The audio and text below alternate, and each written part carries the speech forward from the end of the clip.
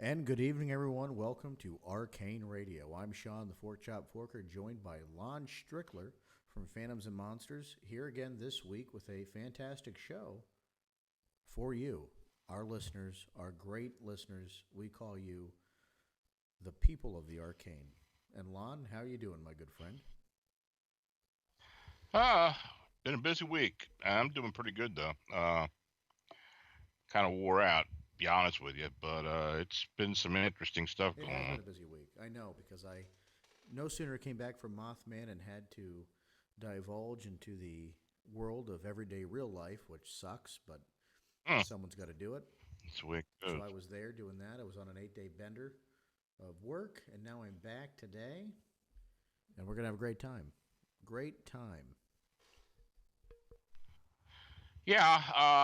Of course, we've got a lot of things going on the next week or so, and uh,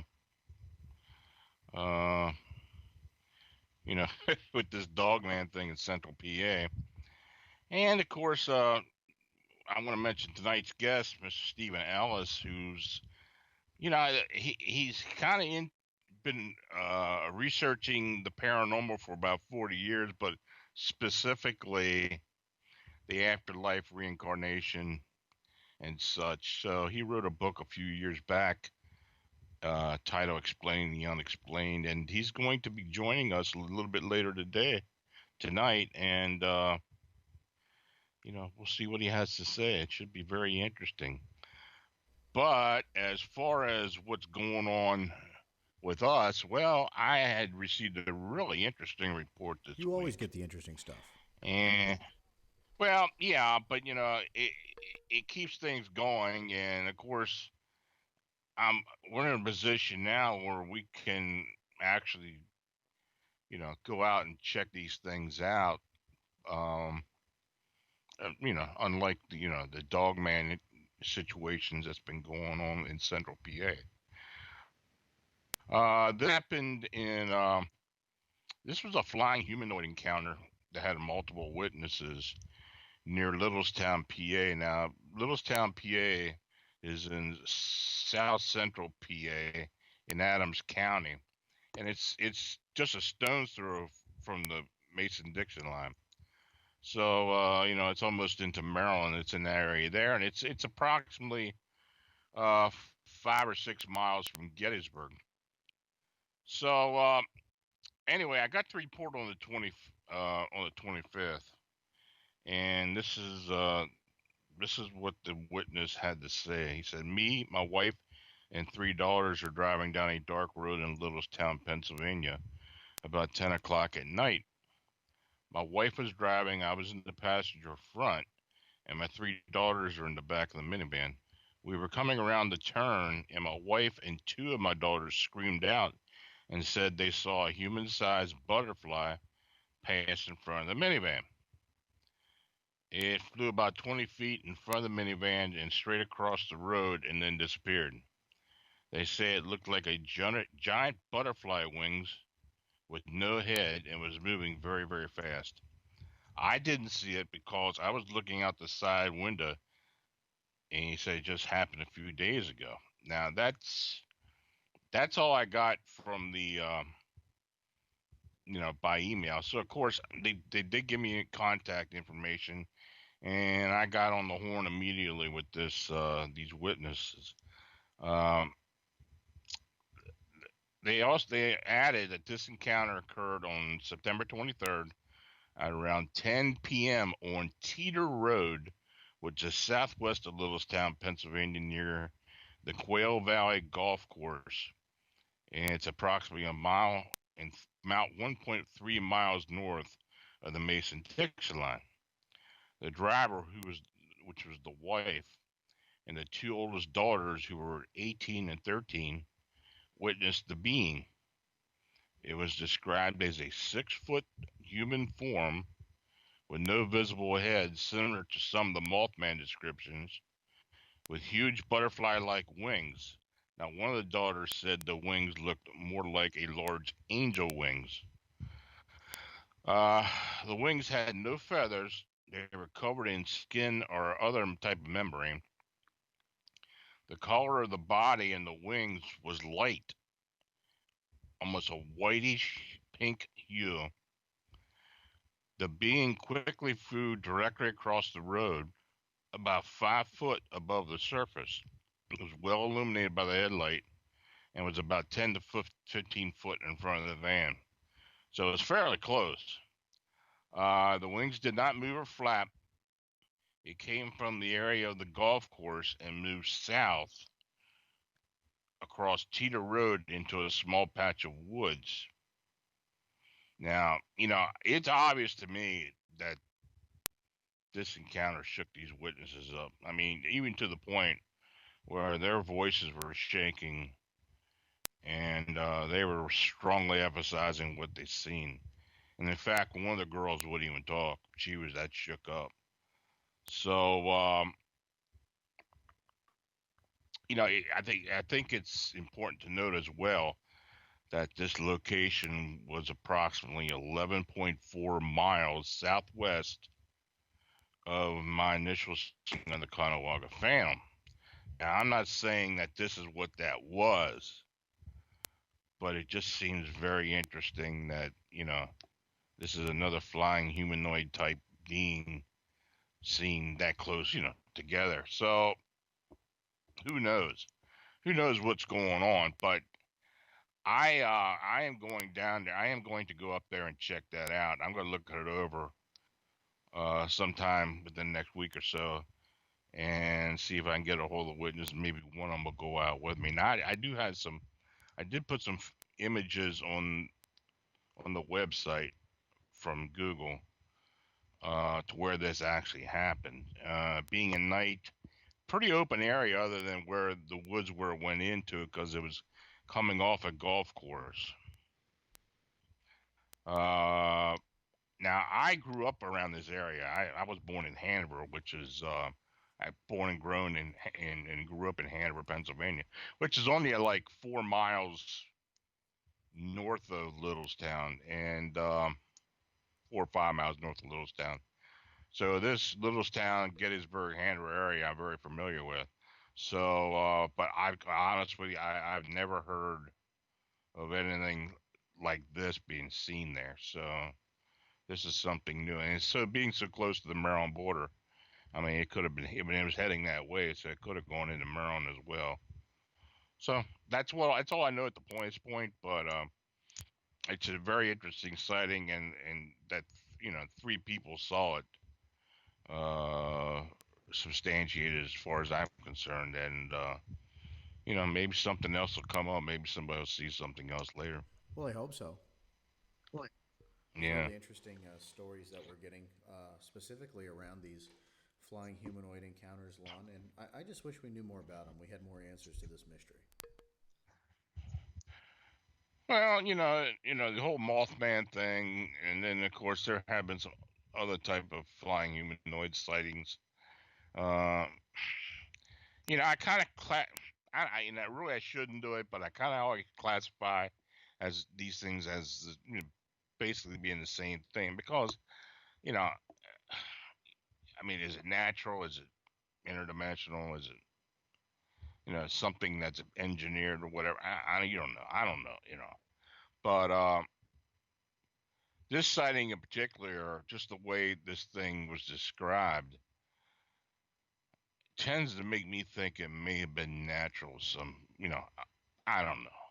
It's the whole thing was covered in this type of membrane with no, wings, almost like a huge bat, a huge whitish light colored bat.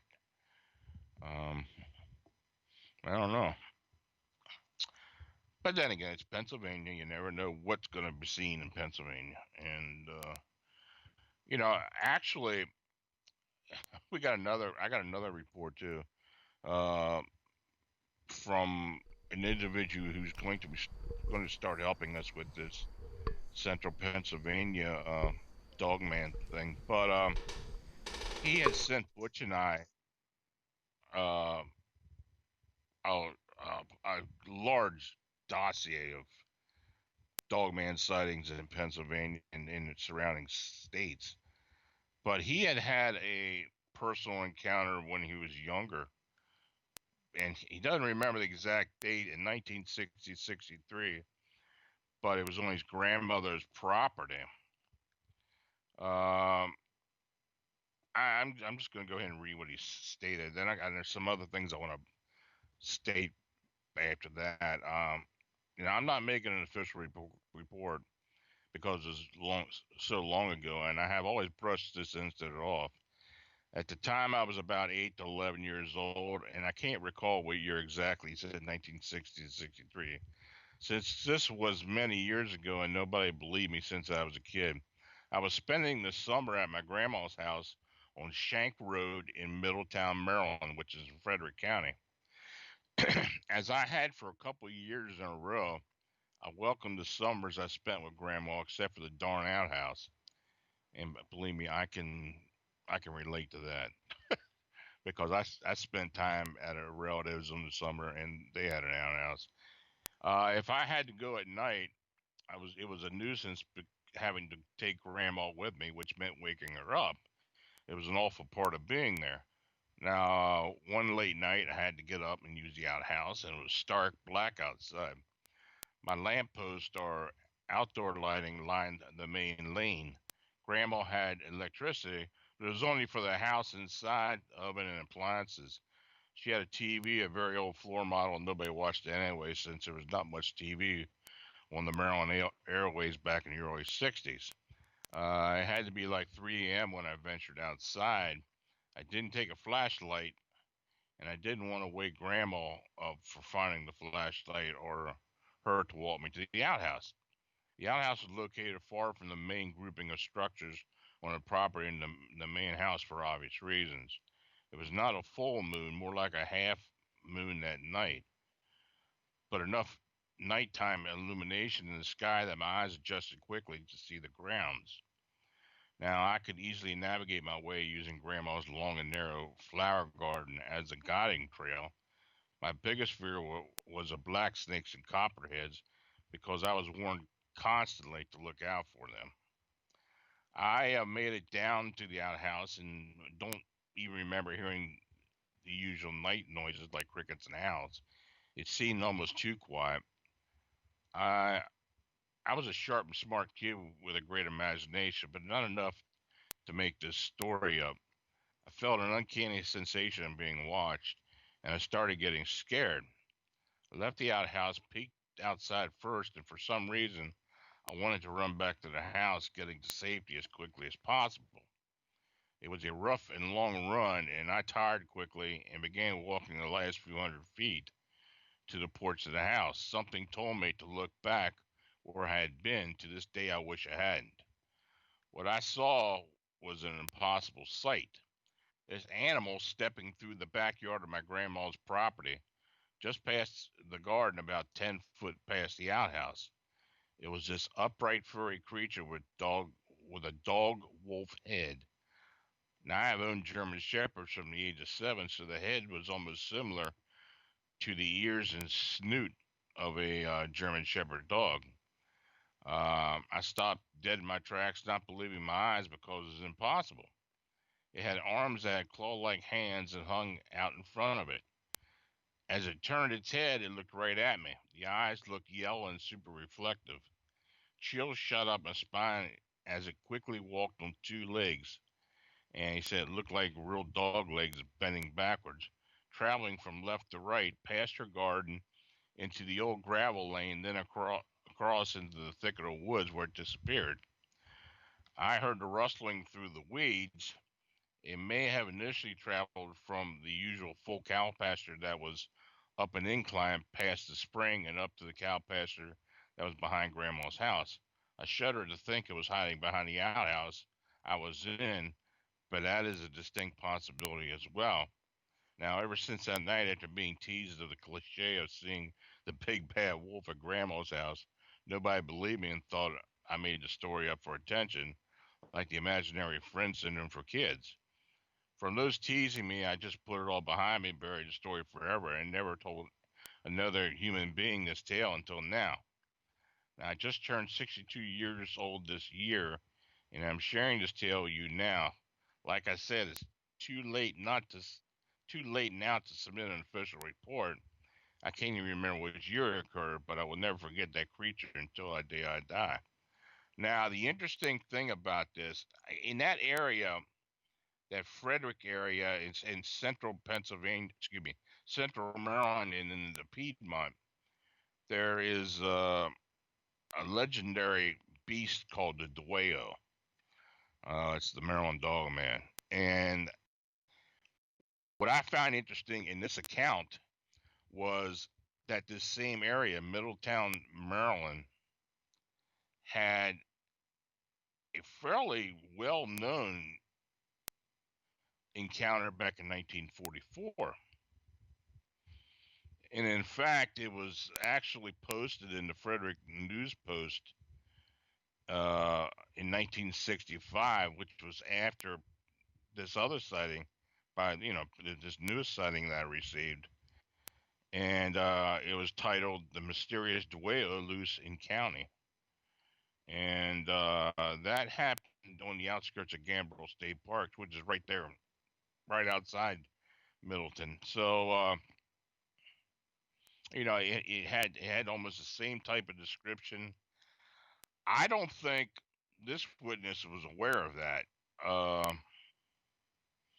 I don't know. There was another sighting in the area in '66, and then in 1976, there was a sighting in Frederick County near Thurmont, between the Cunningham State Falls and Catoctin Mountain National Park, which is just over the border from Pennsylvania and really only like 8 or 9 miles from Gettysburg. So here we are again with this kind of same general overall area where something weird is being, And has been seen. seen for a long time. I Uh, mean, and been seeing a long time. And there was another sighting actually in 1978 near Cunningham Falls, and Robin Swope actually wrote an article not too long ago about a sighting in 2009 in Myersville, Maryland. So I don't know. You know, I'm not really familiar with this. I did write an article about it years ago, but I haven't received any specific reports until now of anybody seeing this thing. But this is a report that I guess we can put on the pile of the Dueo well, it makes sense to sightings. keep it. So And, when we think yeah, about these sightings happening so long ago, Lon, information traveled differently back then. They didn't have the World Wide Web to go to in the search, and they couldn't go to phantomsandmonsters.com no, and click in Dogman and search the extensive databases. These things were passed by word of mouth, newspaper clippings, local legend. So, in my opinion, they have a little bit more credibility than maybe something we get today just because of that. yeah, I think you're right, and I think the same way. You know, it took a lot of trouble back then to you know go through the encounter, and then get a hold of the sheriff or somebody, explain to them, or talk to some reporter or whatever, because it wasn't an instantaneous type of thing like it is now. And yeah, and it does add to the credibility of the sightings. So this is something else that and this Dueyo sightings, I could really tie this into a lot of this central PA thing, because really, you're not really talking about a whole lot of distance, and these are historical sightings.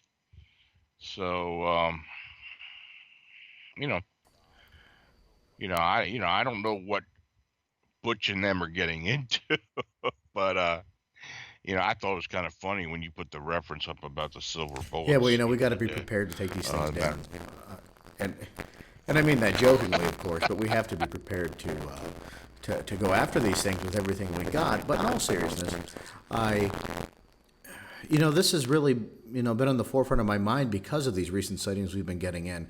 And I know we've gotten them last Yeah. year, but really since the beginning of this year, since January, when you received that report, they've just been pouring in at an accelerated rate. And sometimes I wonder if maybe we're causing this, but perhaps it's just another outlet for people to report what they're really seeing, what they're really experiencing. And I want to be out there and investigating this. I know this weekend Butch Witkowski is going to be out there with a team to really start getting into these areas with a fine tooth comb, putting out bait stations. Really getting the equipment out there to see if we can get something on film, something physical, just something that can lend more credence to what people are seeing out there.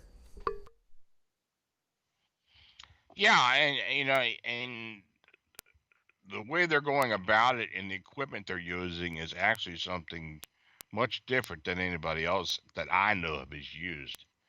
Um, I mean, they're setting up a base camp in an area that has known for strange phenomena. They've got two sightings that were fresh in that area. They got another story just the other night of something that happened there previously, and of course, after they investigate this specific area in Clearfield County, then they're going to be going. I think the next one will be south from there into Cambria and Blair counties, where we've actually got three fresh sightings and a historical sighting as well.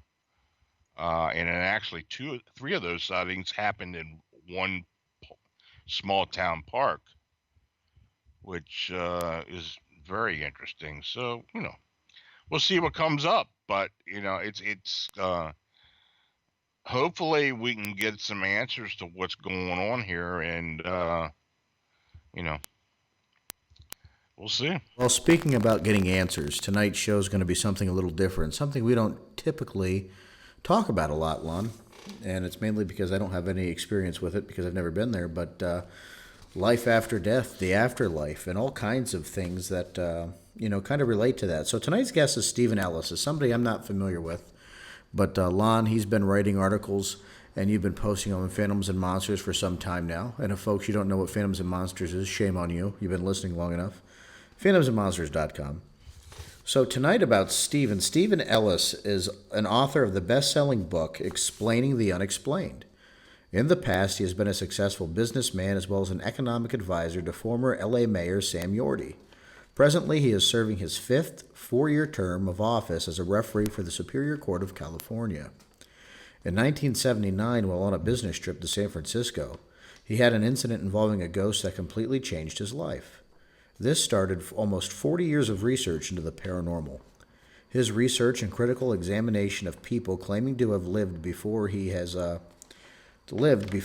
resulted in his unequivocal belief that when our bodies die, our consciousness survives, and, whether we call it an immortal soul or an afterlife, our minds and thoughts will continue to live far beyond the time our bodies are sent to the grave.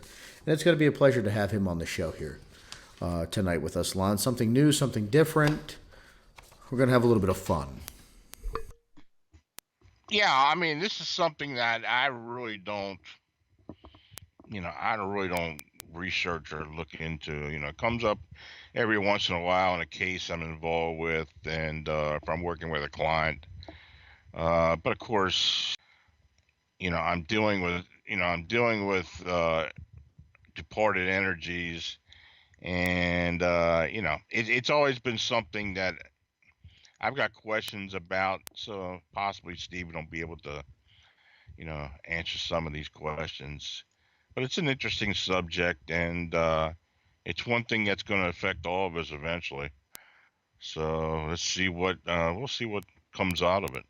And folks, welcome back. Arcane Radio, Sean Forker, Lon Strickler, and tonight's guest, Mr. Stephen Ellis.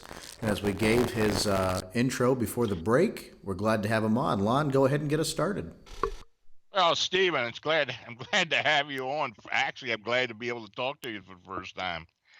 Uh, you wrote this book, Explaining the Unexplained, several years ago, and you've been writing this 14-part essay on Phantoms and Monsters, which was very interesting. Got some very good feedback. Thanks for joining us. Well, my pleasure.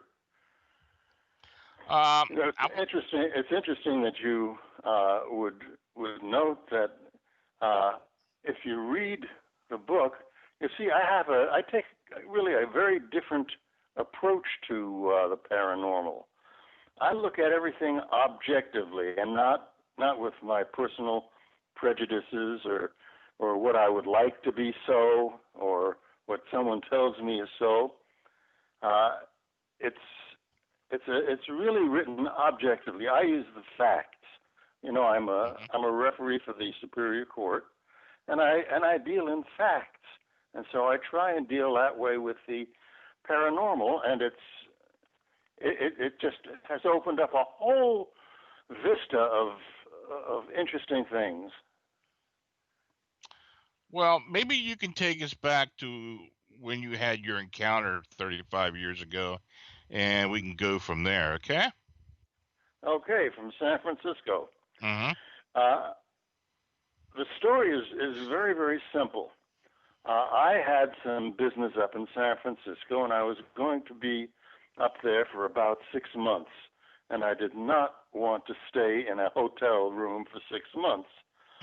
So I rented a furnished apartment on Dolores Street in San Francisco in a unit which is very similar to Oakwood, a very large complex with furnished apartments and some unfurnished, I guess. But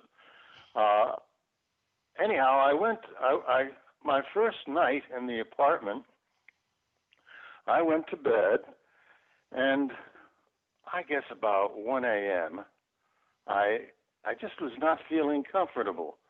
So I opened my eyes, and there in the room with me was a very attractive blonde girl, I'd say early 20s, about 23, 24 years old. She was wearing a tan pantsuit and a page boy hairdo, very minor jewelry. And I mean, I saw her so vividly. Now, normally I don't object to finding a beautiful girl in my room. in this particular case, it scared me. All right. So I asked her, "Who are you? What do you want?" She didn't answer, but she folded her arms, crossed her arms in front of her, and looked at me. So I bent over and I turned on the night lamp on the table next to the bed, and she was gone. So being the kind of person I am and the training that I've had, I simply figured, well, this is just one of those things where you're half asleep, half awake, and it's kind of like a dream that's alive. But I did search the apartment. I found no trace of anyone else. And now, to save time because we're on the radio, let's fast forward about 3 weeks. San Francisco had one of those rare San Francisco days where the sky was clear, the sun was bright, and the temperature was in the 80s. And that very rarely happens, and it was on a Sunday. So everybody in the entire complex was out by the pool in the complex. And San Francisco being what it is, some young guy kind of hit on me a bit. But that didn't bother me because, while I'm not homosexual, I'm not homophobic either. Mm-hmm. So it was nice to have somebody to talk to. I didn't know anybody. So we were talking, and I made the comment. I said, you really do have a beautiful physique. And that's all he had to hear, because he went, "Excuse me, I'll be right back." He goes running up to his apartment, comes back with a stack of pictures of him posing like Mr. America. And most of the pictures were taken by that very same pool. Mm-hmm. And as he's going through the pictures, I said, "Stop," because in the background to where he was posing were two girls. They were not wearing tan pantsuits; they were wearing bikinis. Mm-hmm. And but one of the two girls was absolutely, no question about it, was the girl I had seen in when I was half asleep in my room. So I asked her, "Do you know the girl's name?" And he said, "Yes," and he gave me her name. I said, "Do you know where I can contact her?"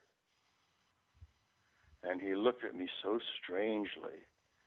He said, "Didn't they tell you she was murdered in your apartment about 3 weeks before you moved in?"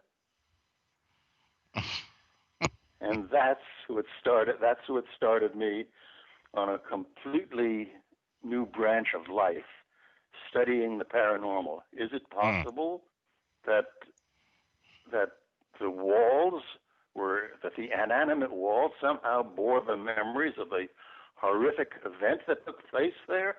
Or maybe the girl's soul was there. Who knows? So I decided to start exploring and finding out what I could about the paranormal. And it's been not only life-changing, but it has really been a fascinating experience. Now, as a result of this incident, what did you start looking for? How did you begin your research into this phenomena?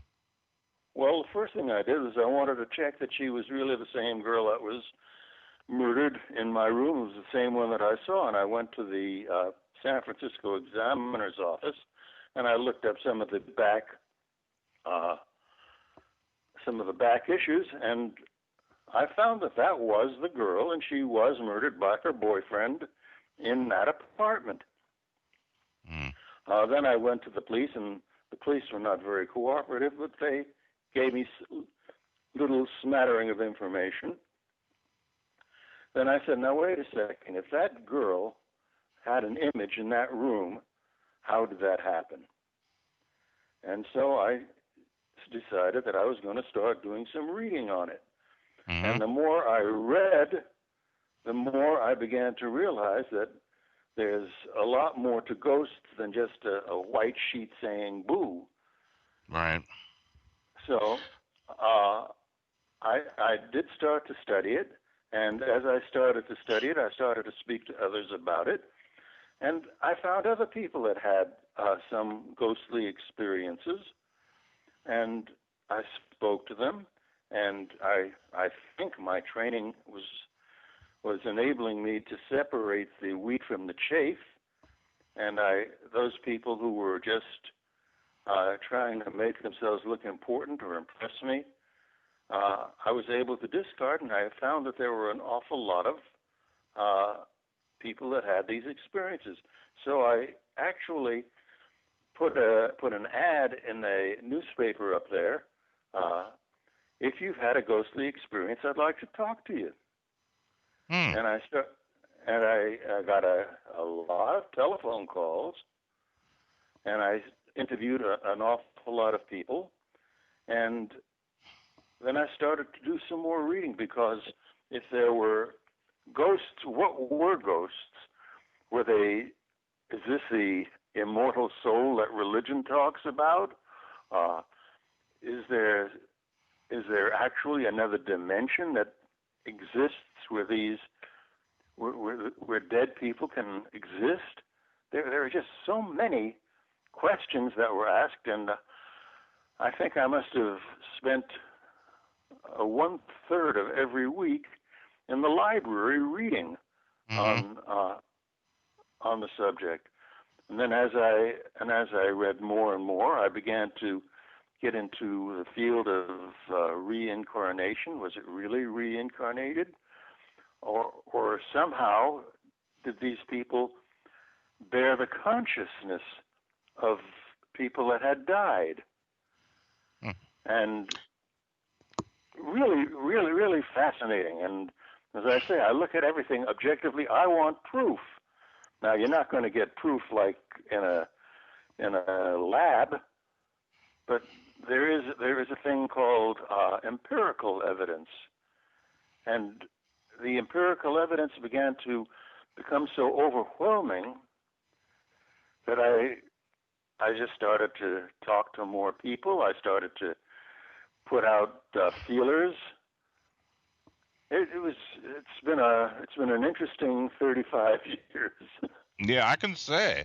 And back in that time when you started this, the information as compared to what there's out there now, it had to be pretty minimal. I mean, you had to do a lot of legwork in this.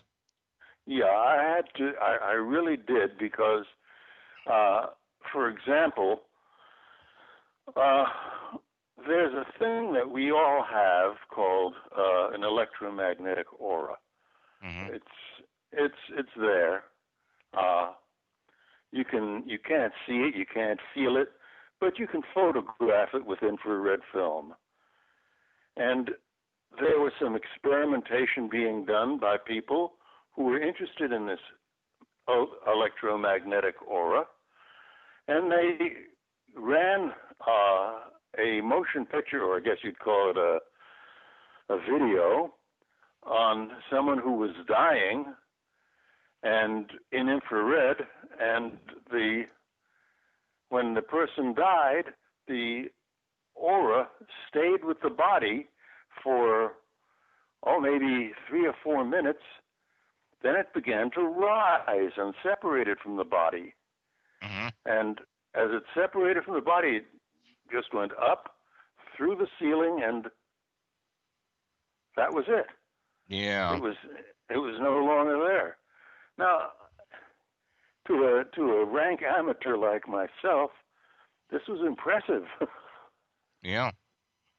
I bet. What was your conclusion about the specter you had seen? Do you believe she just had residual energy, or that there was that her consciousness was actually there in the room? Well, yeah, her consciousness was there in the room, and it was strong enough to actually create something that was visual. And it was Right. visual to me only because I was half asleep. If I had been wide awake and alert, I probably would not have seen her. Right. But as I have discovered as my studies continued, we tend to pick up the consciousness of the dead when we sleep. How many times have you been asleep and you have a dream about somebody who's passed on, but they're so real in the dream you wonder, gee, I don't even remember some of the details about this person that I saw in the dream. It's Yeah. when we sleep, we tend to open up our mind and our ability to perceive the thoughts that are not coming from the same dimension that we live in. Hmm. And I do believe now, I think I've got enough empirical proof to say unequivocally, yes, there are other dimensions, but there's at least one that the dead go to. Now, they may not stay there Hmm. because people that I've spoken to who have experience with reincarnation say that they remember dying, they remember going to a waiting place to come back, but that they had options, that they could have gone, as the stories go, into the light or whatever. Hmm. Yeah. So, It's interesting because when I read, you were talking about that you have performed hypnotic regression with some individuals, and after I had actually witnessed this people being put into hypnotic regression. The one thing that stands out is that when you do talk to them later, they kind of mention that when they pass, they eventually end up in an area or a place where they wait for another body, or I call it a way yes, station. yes, Lon, this is absolutely true, and there's so many cases that I've read about where it's just backed up. as I said, you'll never prove it in a physics lab, Right. but it's obvious just by the overwhelming weight of evidence that this does happen. I think I mentioned in one of the parts of the Live, Die, and Live Again series that I had been writing that I hypnotized a group. I used to do when I went to college. I should explain that.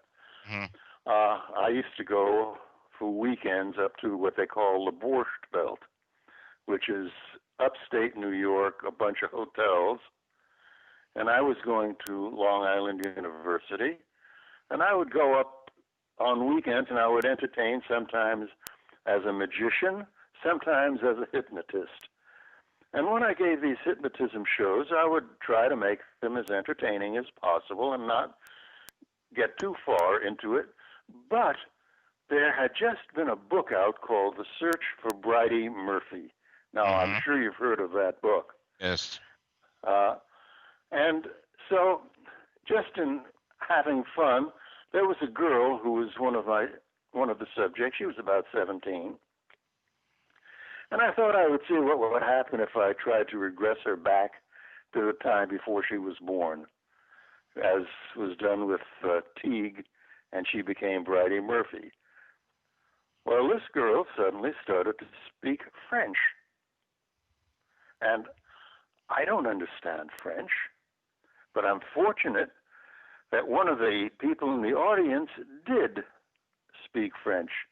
And she said the girl is speaking a very archaic type of French.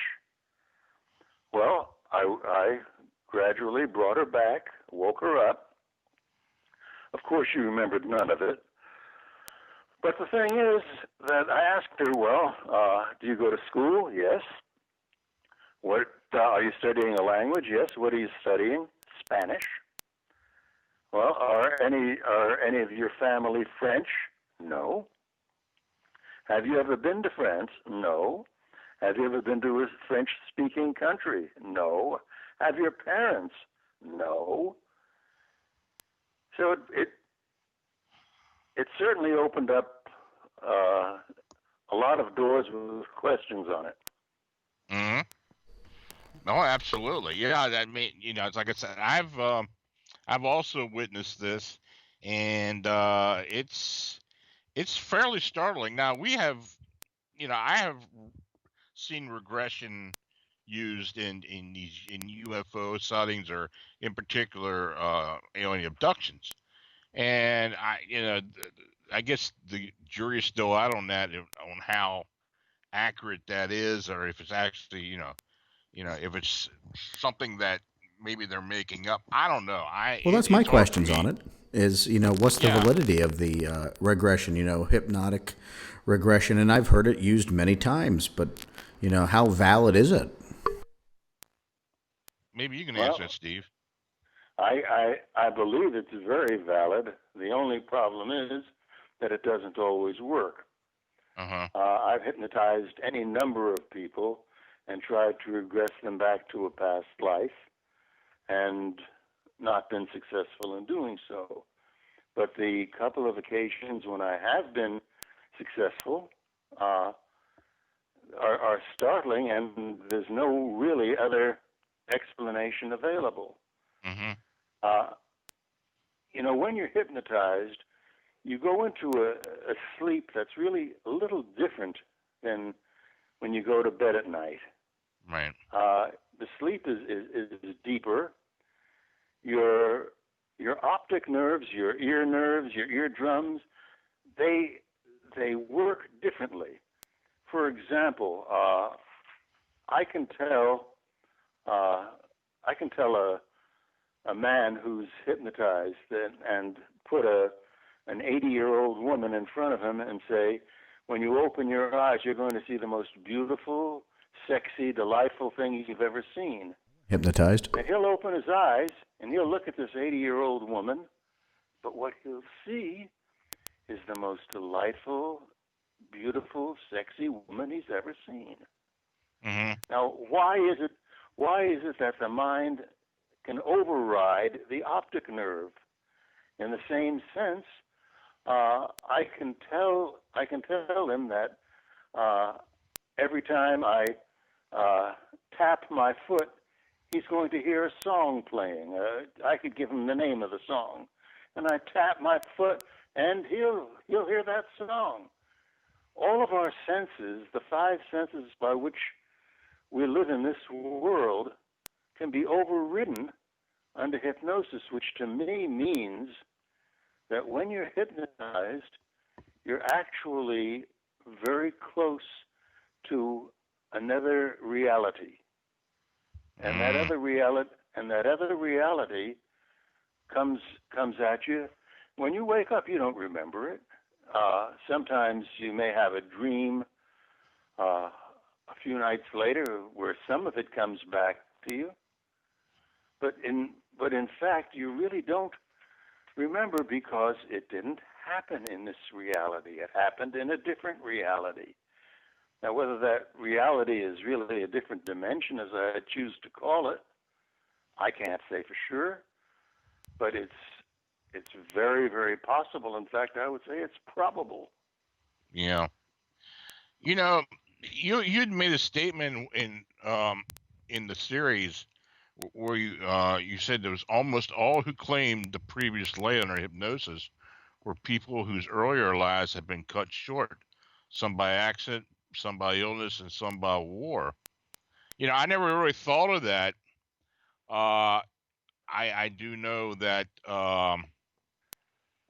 many earthbound spirits tend to be those that have, you know, had something happen dramatically that they, you know, when they passed, like they were, you know, murdered or they died suddenly. They died of sickness when they were 12, you know. Yeah. It happens that way, and it seems to be consistent. Unfortunately, I don't have a way of really measuring it, except that every single time, without exception, that I have had someone communicate with a past life, it was always a past life that was cut short, for whatever reason it may have been. Yeah. Interesting. Maybe, you know, there was a case that you mentioned, you know, and it sounded familiar, though I'm not sure it's the same one that I had heard of. The reincarnation of Shanti Devi. Can you go through that and tell us about that? I think it's very interesting. Which was that? I'm sorry. Shanti Devi. Oh, Shanti Devi. Yeah. Oh God, there's a reincarnation story that would blow the mind off of anyone. It's a story. And by the way, it's all been totally documented. It's been verified. There have been books written about it. Shanti Devi was a girl born to a poor home in a small village in India. Now, if you have any idea as to what India is like away from Delhi and Calcutta, or now they call it Mombasa, it's a very, very crowded areas, and they're just filled with tiny little homes, little shanties, where whole families live. Mm-hmm. Now, when she was about 5 years old, she started saying, "This is not my home. My home is in a village which was about 40 kilometers away." And her parents were, well, a little bit upset because she would say, "I have a husband there." And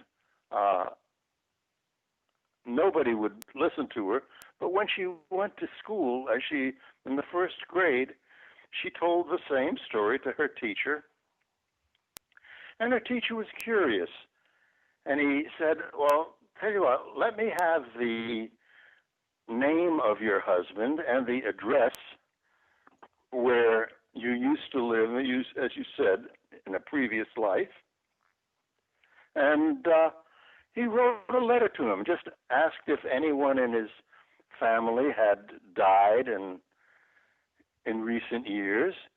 And he was very surprised when he got a letter back from the other village saying, yes, my wife, who I married when she was about 10 years old, which was common in India, she died giving birth to her second child. And that was only about 2 years before Shanti was born. So the teacher called the newspapers and said, this is something that I think you might want to write about.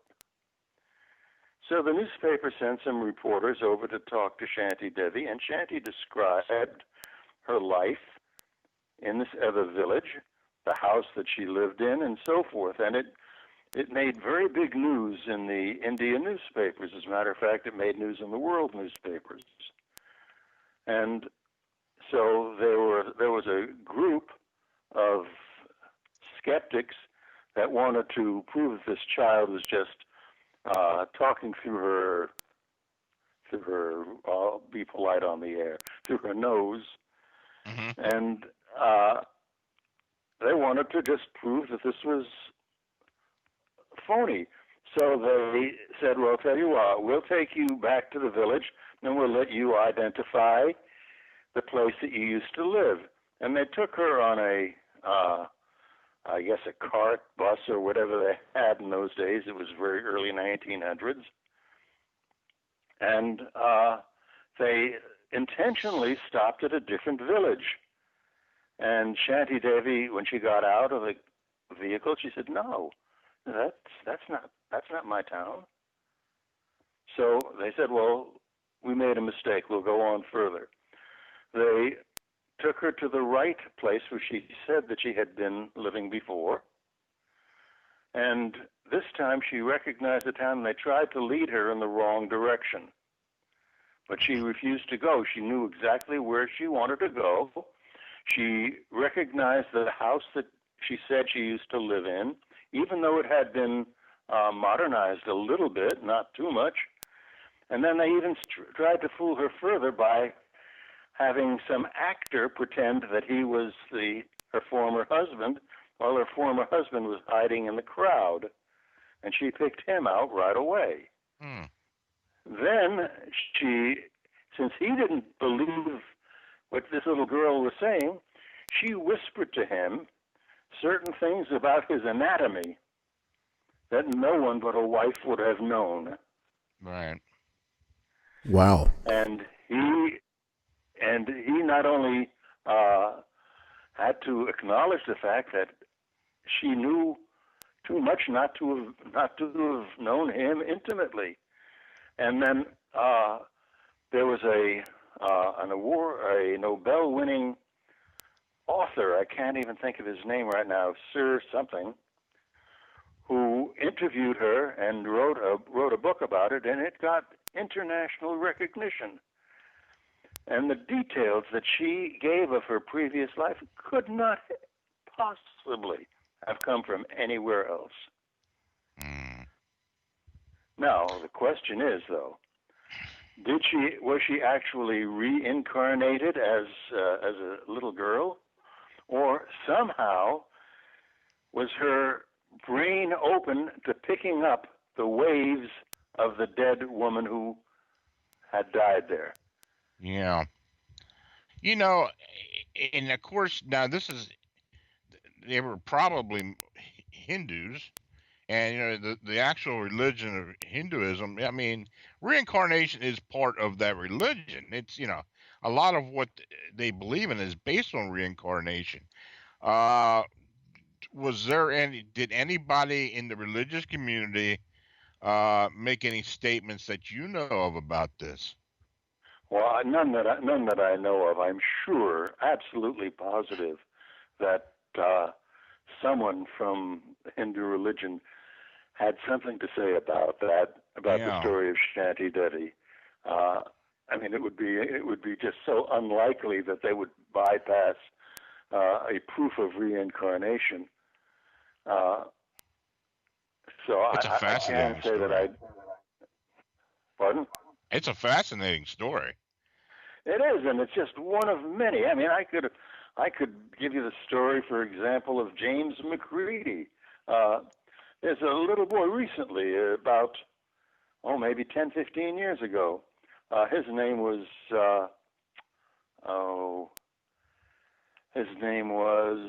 James Leninger. Now, James Leninger, when he was always interested in aircraft, even as a little toddler. But his mother bought him a toy airplane, which was supposed to have been a World War II fighter plane. Mm-hmm. And she even pointed to the bottom and said, "You see, it's even got a bomb attached to the toy." And he said, "No, that's not a bomb. That's what they call a drop box." Well, his mother had never heard of a drop box. As a matter of fact, most people have never heard of a drop box unless you happen to be very familiar with World War II aircraft. Right. And then about 3 years later, when he was about 5, he started having nightmares. He started waking up at night and screaming. And his mother would come in and say, "What's the matter?" And he'd say, "My airplane was shot down." And she'd say, "Well, where did this happen?" He would say, "Over the ocean." "Well, who shot you down?" And the little boy would look at his mother, "The Japanese, of course." Now, this is years after the World War II ended, and certainly a boy of 4 or 5 years old is not going to know about the Japanese war over the Pacific Ocean. Right. Wow. Hello? Yes. Are you there? Yeah. Yep, we're still good. All right. Okay. And then, okay, I'm sorry. I'm taking up too much of your time. Yeah, go ahead, Steve. Go ahead and continue. It's interesting. All right. Anyhow, after one of these nightmares, his father asked him, "What's your name?" And he gave the name James McCready. And James McCready, the kid told his father, was a pilot, a fighter pilot.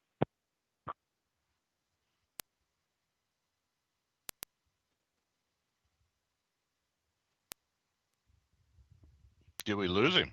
He's still showing on the board, Lon, so I'm not certain what happened there. I'm sorry, we got cut off. Oh, there we are. He's back. Okay. His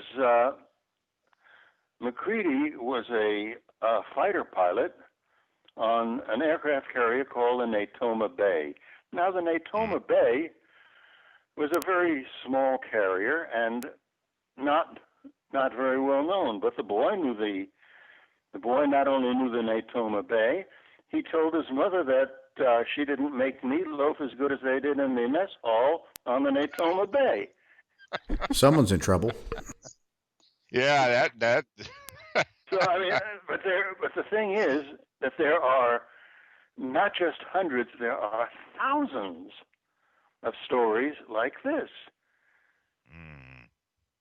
You know, you were talking about dreams, and you had actually had an experience with a very, very vivid, the Waltz Dream. Can you talk about that? Oh, that's fascinating. It was one of the very few times in my life that I personally was involved in something that could be deemed paranormal.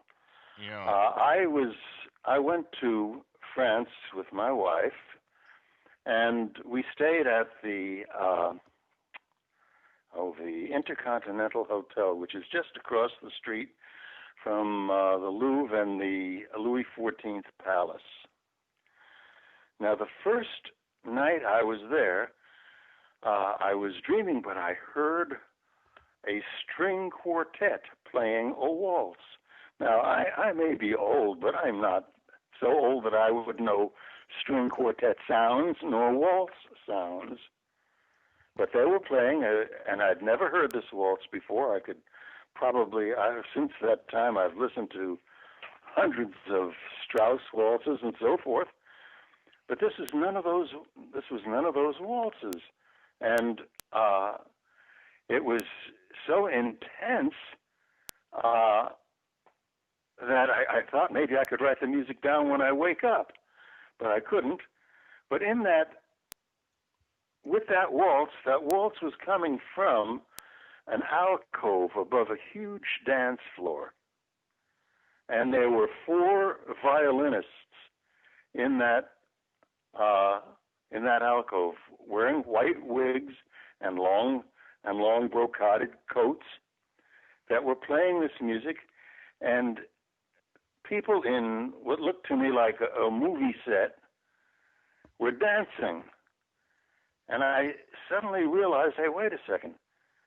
If they're dancing and I'm standing on the side, wonder what I look like. So I turned to someone next to me and I said, do you have a looking glass? Now, where the hell I came up with the term looking glass, I have no idea. Yeah. I've never used that term in my life. But someone handed me a wood-handled mirror. I looked at myself, and I was a girl, probably in my teens, and I was dressed slightly less elaborately than those that were dancing. But it was just so interesting that when I woke up, I wasn't sure whether I should write down what the dream was or whether I should try and write down what the music was. It was just it was a terrible awakening. But the next day, we went to tour the Louis XIV Palace. And when they got to the grand ballroom, it looked very much like the ballroom I had seen in my dream, except that it was not nearly as ornate, and there was no alcove for violinists to have played.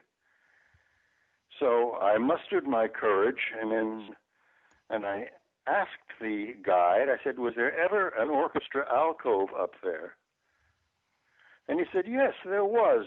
However, when the Nazis occupied this palace, they took it down. Now, that's as close as I come to being a paranormal.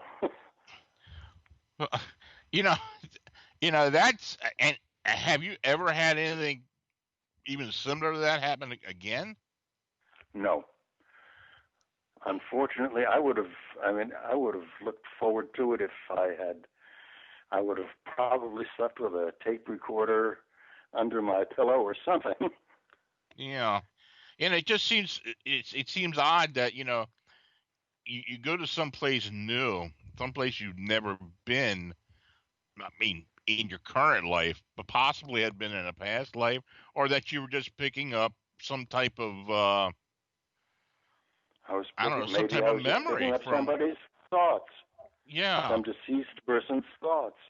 You see, that's the thing that I can't prove, whether actually there was a reincarnation physically, or whether the person who's living now is merely picking up the thoughts of the decedent.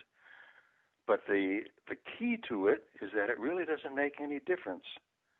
No. Because what it means is that the thought, the consciousness, never dies. That is a fascinating story. We have a question in the chat room from Judy, where she asks, "Is it a spirit if you hear someone talk loud in your ear just as you're falling asleep?" What do you believe that is, Steve? I don't know. I've never had the experience, and I've never spoken to anyone who did have it. So I would be hesitant to take a guess. As I say, my nature is to look at everything objectively, and try and see what can be proven, what can be disproven. I have never had that experience. I've never had anyone tell me that experience.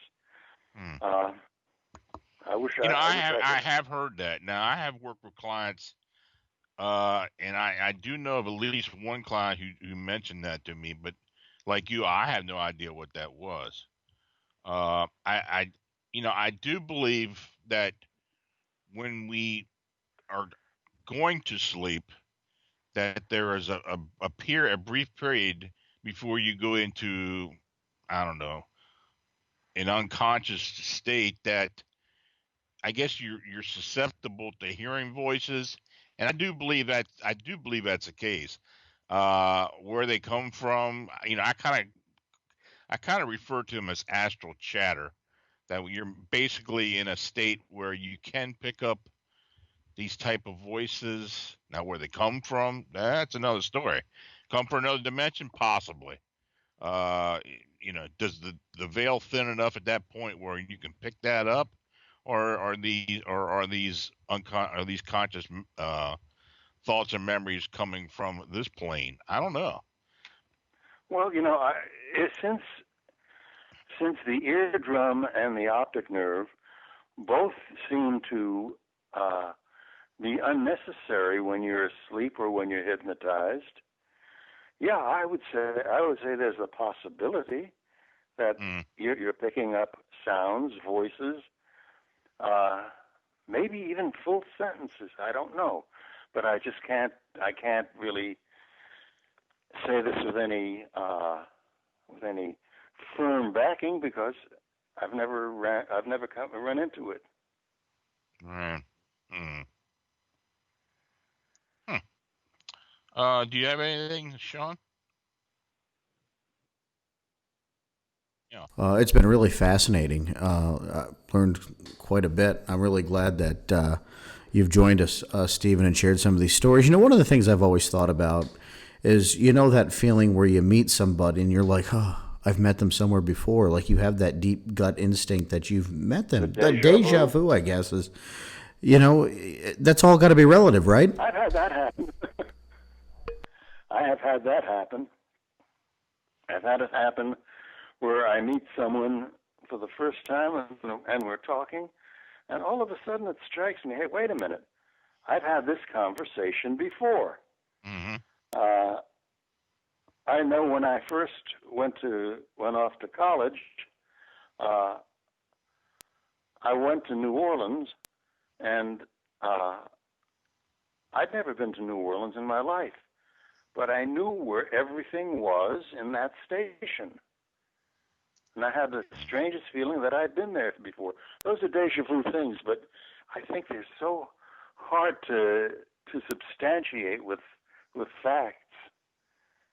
But they certainly are things that make you sit up and take notice. Yeah, well, I've had the experience where that has happened to me, or something similar to that, and like you said, you can't really prove it. I mean, in your own mind, you feel that you can prove it, and you feel that it's the indication is strong enough that it had to have happened. This is another thing you bring up about the mind and the brain not really being one and the They're not same. one at all. Yeah. They are not one and the same.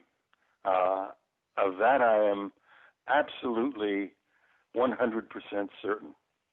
The mind and the brain are not one. If I could...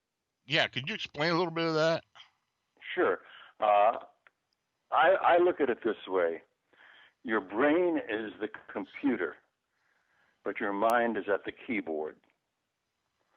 Now, the mind we know is not locatable within the body.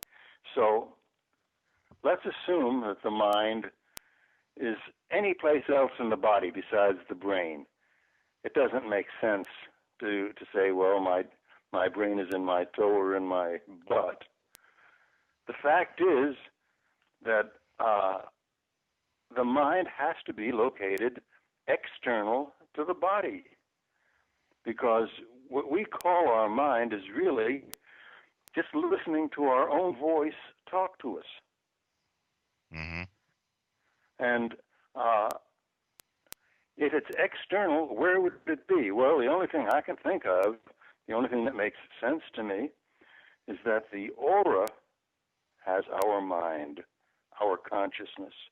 And that's why when someone died and they actually filmed the aura leaving the body and going through a ceiling. That's why the consciousness, I think, stays alive. The consciousness is there. It's not going to die. And and if it's in the aura, and that's as close as I can come to theorizing, because that aura is a mysterious thing. It really is. I mean, this kind of gets back to a lot of the teachings of Edgar Casey and others, in particular the Akashic records, where like all consciousness from anyone who has lived, and possibly those who have not yet lived, is stored in one celestial database. And it's entirely possible. I'm not a big fan of Edgar Casey, because when Edgar Casey tried to convince Houdini that he was a medium, Houdini exposed him as a fraud. Right. So I'm not a big fan of Edgar Casey, but that doesn't mean that the man was not intelligent, and it does not mean that the man did not have good independent thinking. So what Edgar Casey had to say may very well have merit to it. Mm-hmm. It's just that I kind of feel disappointed, because there was someone who, when I was first studying about the mind and communication with the dead, he was one of those people that stood out to me as being exceptional. But as I said, one of his disciples, Ruth Montgomery, mm-hmm. Also was proven to be an expert cold reader, but not very psychic. Yeah. Yeah, you do state that you don't have much regard for psychics, because or espouse psychics, and because of how they cold read. And I can agree with that. I mean, people that are familiar with mediums and psychics that use the cold read. I mean, it is what it is. It's just digging for information. But it is convincing. Oh yeah, yeah. It's very impressive and convincing, yeah. And I know people that I have been with at a reading that I could spot immediately was a cold reading, and I would swear that the man was actually peeling back their own thoughts. Oh, I agree. Oh yeah, it is impressive. You're right. I mean, I've seen maybe hundreds of people do this, and even I've heard people do it, and it doesn't take a whole lot to figure out when they're digging for information. But like you said, when they're in front of a group of people, and to say something to the effect of, I am seeing someone who lost someone with the name that begins with a J. Well, yeah, come on. Everybody's lost somebody, and I'd say half of them had somebody they lost with the letter J, their name starting with the letter J. I mean, you're right on. Yeah, it's an obvious ploy to get. Well, if you've ever watched James Van Praagh, or I don't even remember his name anymore. But these TV people who communicate with the dead, I think the deadest thing should be their audience. Yeah. Oh my. Let's see. I was writing stuff down to ask. Let's talk about Stephen Ellis. What do you believe is going to happen to you when you pass away, do you think you have free will to determine what happens to you? Yeah, to a certain extent, yes. But I think that basically what's going to happen when I die is I'm going to get a chance to review some of the things I did when I was alive. Okay. I mean, I have not always been a nice, perfect, clean skirt person. I've done some things that I'm ashamed of. And I think that when I die, I'll get a chance to review them. And if I decide to come back, I'll come back knowing that I won't do them again. Oh. And I think if the things that I've done are not too bad, because I said that I've done some things that are not necessarily the best. We all have. Everybody has. But I think we get a chance to review it, see if we're ready to move on. The old thing about moving toward the light. Maybe there's something to that. Yeah. Just maybe, because if you have the chance to rectify or correct those things that you did that were not so good when you were alive, maybe now you have that chance to correct them and move toward the dimension that's in the light. That's a hell of a thought. I mean, and I probably won't know for a while. Well, you mentioned biocentrism as something that is related to string theory or quantum mechanics, and that the consciousness continues to exist after our body dies. And I just, and I do believe that. I really do believe that. But like I asked you, what direction does it go after it? Is it? Of course, the superstring theory is just the latest in theory of physicists as to creation and what our universe is about. But for example, the superstring physicists now say they can actually measure the movement of energy into a different dimension. Now, when I was a kid, I was told that the Earth was created when another star passed close to our sun and pulled gases from it, and they globulized and became planets. Mm-hmm. Then, of course, after that, there was the, I can't even think of the Big Bang Theory, and there was I can't even think of so many theories as to how we came to be. But yeah. I think the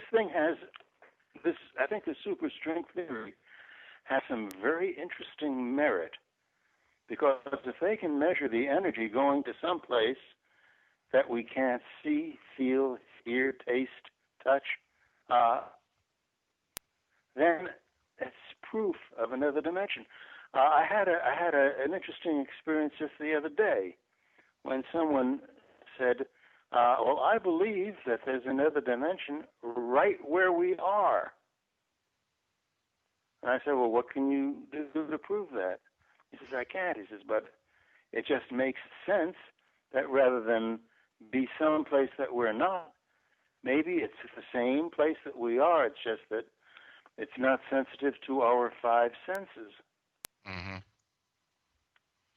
So, there is so much. Lon, you have done excuse me for saying so, but you have done a remarkable job on Phantoms and Monsters. You really, I mean, you've brought so many things for people to read and to study and to look into. It's not just, I mean, sure, there are some of those things that people write to you about that sound like they came from outer space. But the fact is that you have done an absolutely outstanding job, and I personally would commend you, anyone who asked. Well, I really appreciate that, Steve, and I know you and I have known each other on Facebook. I don't know how many years now, several years, and I know you've been a reader of the blog, and I do appreciate your thoughts. Um, so how can people get in contact with you, Steve? Well, Uh, of course, I'm hopeful that people will buy my book, Explaining the Unexplained, which is available at Amazon and at Barnes and Noble and in any place that sells books. Uh, I'm hoping that they will read it because nothing that I put in there is said with bias. It's always objectivity, mhm. and if people can read my objectivity and maybe they can add to it, come up with something that I missed, and I would love to see that happen. People can contact me by email at stebrel, STEB like boy, REL, at AOL.com. I have never refused to respond to an email. Sometimes I'll spend a whole weekend responding to emails, but I will never not respond to one because it means to me that someone's interested enough to ask. That's right. That's it. There you are. Well, I thank you for coming Most on with definitely. us. It's been a long time in the making, but it was fascinating, and I'm sure we're going to hear from you again.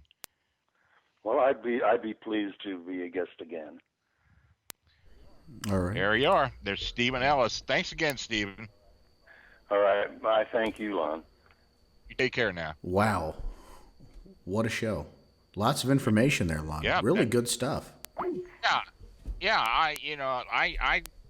I asked the readers if they're interested. People listening, if they're interested. Go to the blog, and look for the Live, Die, and Live Again series that I've been running on the Phantoms and Monsters. He did a remarkable job at Very writing this thoughtful. essay. It's 14.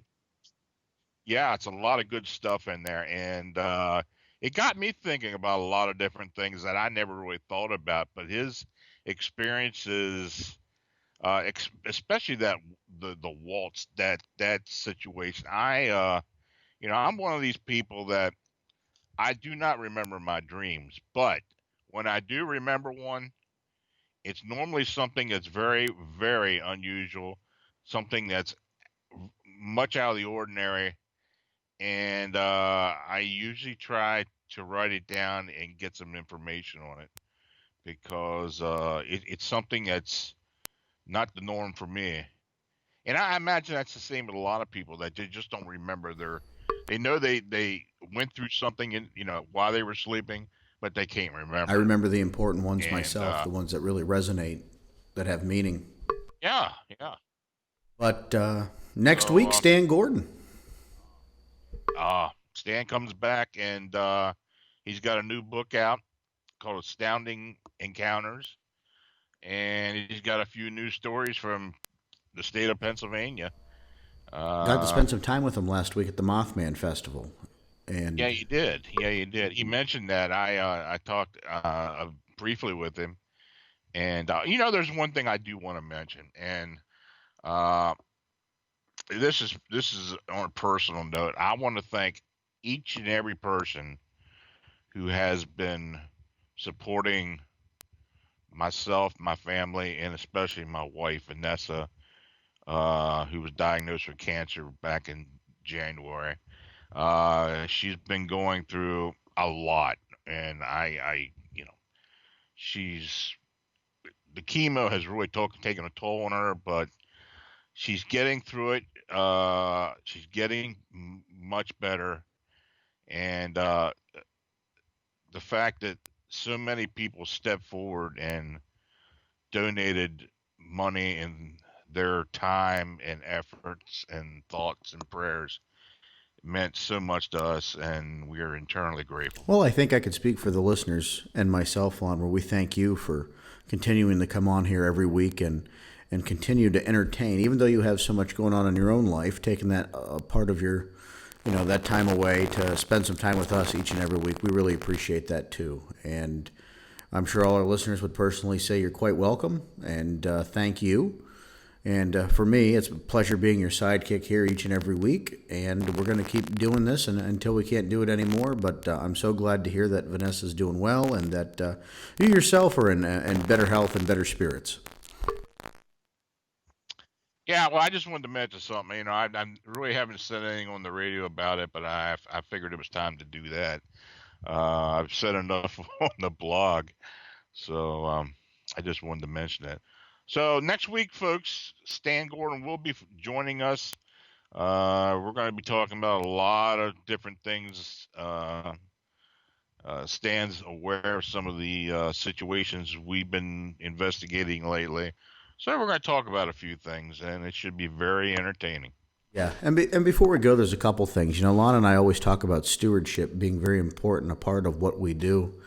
We live in a very unfair world sometimes. So I want you folks to take some time and go to feedingamerica.org. Feedamerica.org. You can find the links on our website, arcaneradio.com, and support, children who, don't know where their next meals are coming from. And, we were doing commercials earlier in the year for the National Suicide Awareness. We're going to be running those commercials again very soon. It's time for us to give back a little bit to each and every one of you and to the communities we belong to. And I guess I'll leave us with this final thought that the world's a better place and we think a little bit less of ourselves and more about each other. So we'll see you next week, folks. Take care. Thanks for tuning in and listening. Good night.